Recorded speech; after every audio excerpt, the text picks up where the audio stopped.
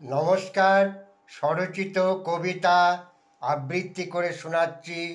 কবিতার নাম অথচ সে তুমি নও। কুমুদ চক্রবর্তী।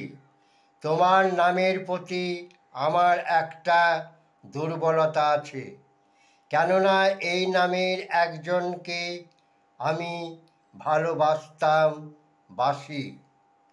তোমার চেহারার প্রতি আমার একটা দুর্বলতা আছে, কেননা এই ধরনের মুখাবয়বের একজনকে আমি ভালোবাসতাম, বাসি।